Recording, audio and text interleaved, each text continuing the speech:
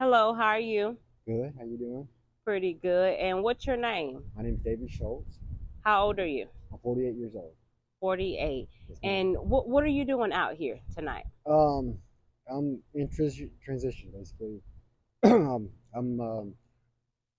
just got out of the ministry.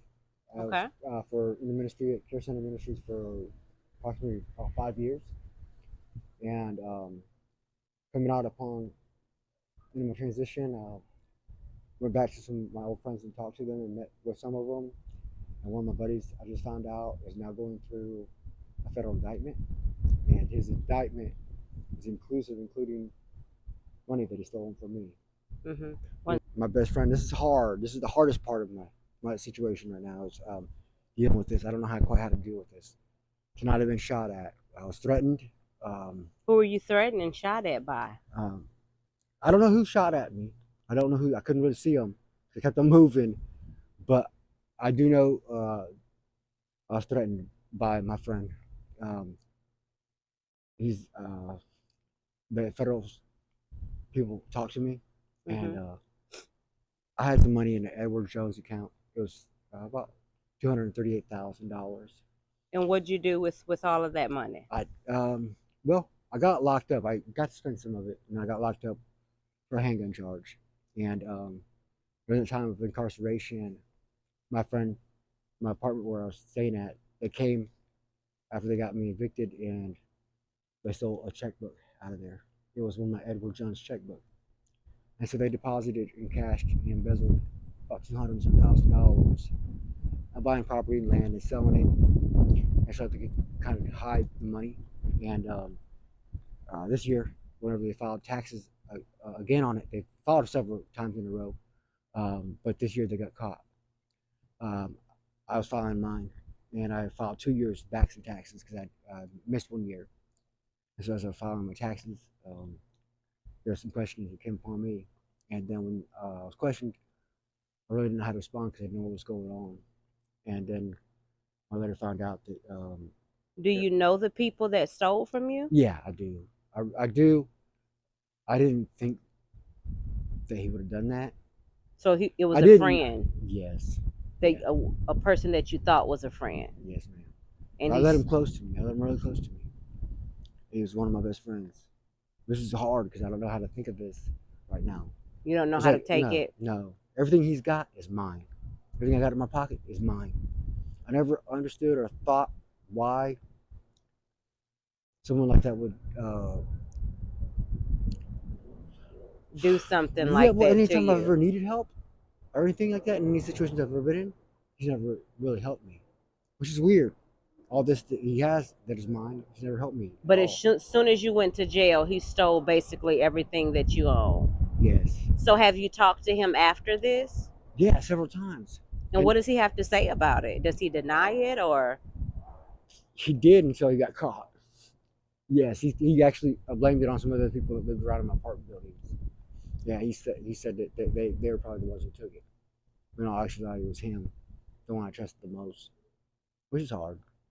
And then this evening, I was getting ready to go to the Salvation Army. When I got there, all these people were following me. I didn't know who they were, but they were following me around and kind of. I just had gotten shot at. I just gotten threatened, and they actually had somebody get out of the car and come up to try to roll up on me, and I'm like, what the? I didn't know how. I said, man. When I realized it wasn't any of the, if any of my friends or people that I know, yeah. I said, man, just leave me alone. I'm like, I don't understand what you're trying to do. What are you doing? It seems like they're trying to film me or something. I don't exactly know what they're trying to do with this Yeah. point of this portion of this. It's like a media thing. I think like a media tactic, possibly. Uh-huh. I'm not sure, but I had to really just get. I didn't mean to get indignant. I just was like, don't you understand that this is my life? Mhm. How can you get invasive in my life? You don't know me. You don't know anything about me. Mhm. You're judging me. Mhm. And everything you think that you know about me, you don't know. I've never Mhm. been a broke MF in my life. Mhm. Everything he's got is mine. Everything that I got in my pocket is mine. Leave me the F alone. And I was like, I could really, I didn't want to get, I Do stopped. you have a wife or kids? Do you have family? I do have a daughter who I'm wanting to leave money to. Where is And so she? she's in Indiana, and I got some grandkids too. They're really Okay. cool.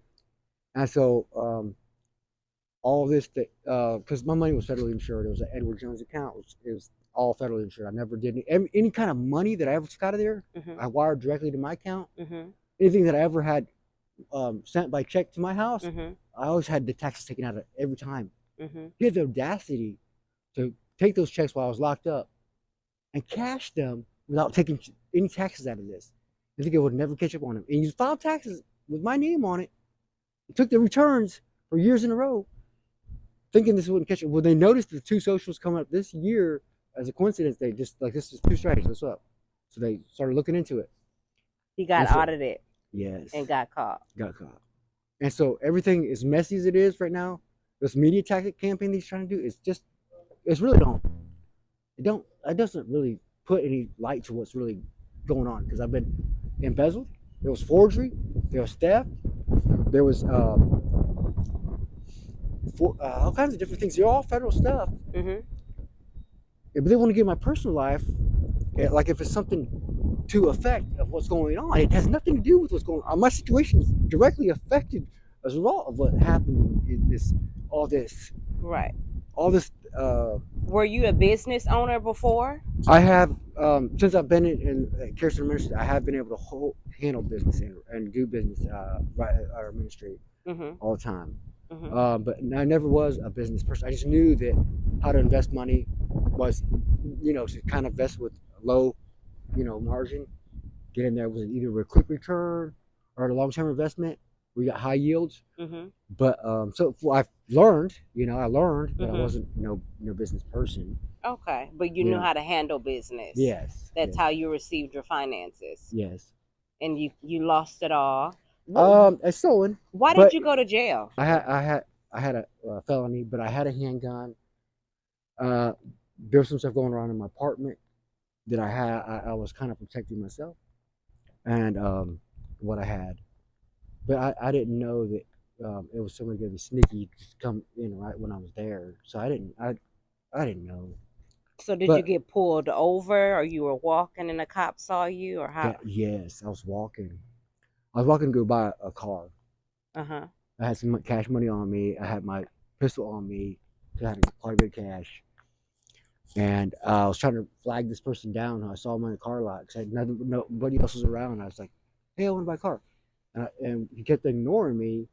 I think because at the time I didn't realize it, but he was doing what you call like a walk through with this person, kind of Mhm. show him the car, sell it to him, all that stuff. He really didn't have time to talk to me. I Mhm. didn't realize that at the moment, Mhm. but hindsight, I do know. And but when I tried to get indignant, I said, "Hey man, I got the cash." Like that, I pulled out the cash out of my pocket, and Mhm. he saw the handgun. I saw the look in his face. What he saw, I knew what he saw. Yeah. So I started walking down the road, and then cops pulled me over. He And I called the didn't have. I police. already dumped the handgun, but they found it. They found it close by. I don't know how they found it. Really, I'm not sure, but they found it. They brought it to me, and it's like, yeah, this your handprints on it. Everything's on it. Um, there's 2 spent rounds in it. We're not even gonna mess with that for you or anything like that. We're gonna run and just make sure that no one's been shot or anything like that with this gun, and just still get a, we're still gonna take you to jail. Maybe no more charges will be on you. And so I went to jail. I was there for approximately 10 months. During that 10 months, I reached out to my friend. I asked him if he could bomb me out. With your money. He and I didn't even know he had my money, but I said, "Could you bomb me out?" He never once. And all this time he was cashing checks, and I had thousands of dollars, like 20s, 30,000s, 50s, thousands of my money. Mm. Never. He was trying, and I had a $30,000 check coming via FedEx to my house. It Mhm. was mine. I was gonna do like a little house. I was gonna buy a house on that with that little $30,000. I had a girlfriend at the time, and I still kind of wanted to. It really ruined my relationship with her. But anyways, I was when they checked out to the house, they intercepted it. They took that too as well. They got away with that, and then when How, there was restitution made on that check, because it did come back, they actually got back into that 30,000 again. Wow. They actually, and it's this, the things that they did, the federal government's like, man, this is, it's done. It's already a sealed deal. We just need to know that you're David Schultz. Yeah. And so, If someone was watching this, how would you be able to encourage them to let them know, be aware of the people that you call your friend? um, you know, you got to see by the fruit of the relationship. And what I now see is the fruit is something that's good, that peace, that joy, that love, that compassion. Not always tension, not always friction, not always coming down on you or trying to make you feel less than you are, you know. And anyways, I just realized, that he was more or less slick, and he Like a used my, snake. yes, and he used my heart of caring for people to get at me.